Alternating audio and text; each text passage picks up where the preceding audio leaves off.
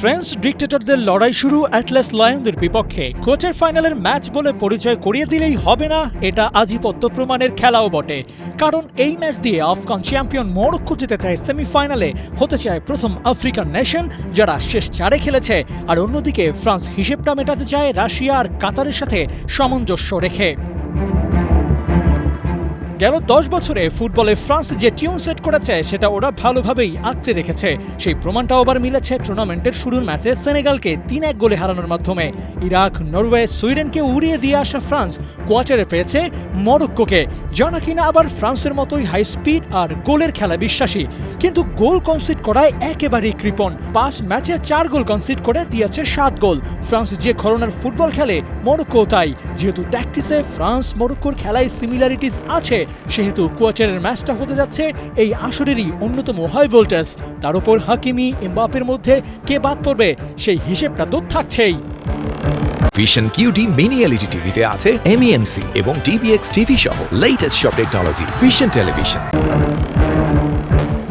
পরিসংখ্যান বরাবরই ফ্রান্সের হয়ে কথা বলে। ৬ দেখায় ৫ বারই জিতেছে ফরাসিরা, আর কাতারের সেমিফাইনালে শেষবার জয়টা এমবাপেরাই দেখেছে। তাই দলের মেইন ক্যারেক্টার ছিলেন এমবাপে, এবারও তিনি। বরং এবার আরও বেশি এক্সপেরিয়েন্স নিয়ে কিলিয়ান আছেন কিলার মুডে। ওর ওই সুপার ফর্মটা বড় ম্যাচে কাজে লাগিয়ে উতরে যেতে পারবে যে কোনো বাধা। আলোচনা যেহেতু রোড টু ফাইনালের, সেহেতু প্রশ্ন করতে পারেন মরক্কোকে হারাতে পারলে সেমিফাইনালে ফ্রান্সের সম্ভাব্য প্রতিপক্ষকে।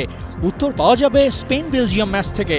আর সে ম্যাচের প্রস্তুতিটা ভালোই নেওয়া স্পেনিয়ারদের। টুর্নামেন্টের শুরুতেই কেপ ভার্দে, এরপর সৌদি আরব, উরুগুয়ে, অস্ট্রিয়া আর সবশেষ পর্তুগালকে হারানো।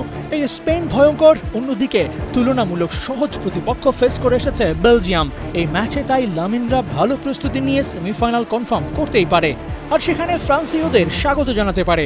কিন্তু সেই লড়াইতে ফরাসিদের সামনে টেকা শুধু মুশকিল না, অসম্ভবও বটে। কারণ গেল ২ আসরের নকআউটে ফ্রান্স একটা ম্যাচ হেরেছে, সেটা আবার কাতার বিশ্বকাপের ফাইনাল। এমন সুপার ফর্মের ফ্রান্সকে দমিয়ে রাখতে তাদের স্পিডের সাথে তাল মিলিয়ে দিতে হবে পাল্লা।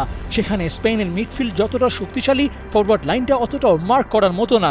তাই স্পেন পিছিয়ে পড়তে পারে এই এক পার্থক্যের কারণে, আর সেটা ক্যাশ করে এগিয়ে যেতে পারে ফ্রান্স।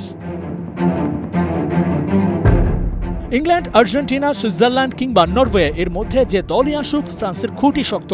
ওদের যেমন আছে মিডফিল্ডের রাজত্ব, তেমনি আছে অ্যাটাকিংয়ে ধারালো অস্ত্র। তবে প্লেয়ার টু ওয়াচ হবেন নান আদার দ্যান কিলিয়ান এমবাপে। টুর্নামেন্টে এখন পর্যন্ত ৭ গোল করে দ্বিতীয় সর্বোচ্চ গোলের মালিক এই ফরাসি। ফ্রান্সের প্রতিটা ম্যাচেই দেন ব্যবধান করে। ওকে নিয়ে তো বলা হয় বিগ ম্যাচের বিগ ফিশ। আর মঞ্চটা যখন ফাইনাল, তখন এমবাপের মাস্তানিটা হয় দেখার মতো। কাতার বিশ্বকাপের সেই ফাইনালের মঞ্চটা তো এখনো মনে করায় এমবাপে ঠিক কত বড় তারকা। আর রাশিয়া, সে তো ওর উত্থানের গল্প বলে যায়। ফ্রান্স বিশ্বকাপের এবারও ফেভারিট ওদের কনসিস্টেন্সির কারণে।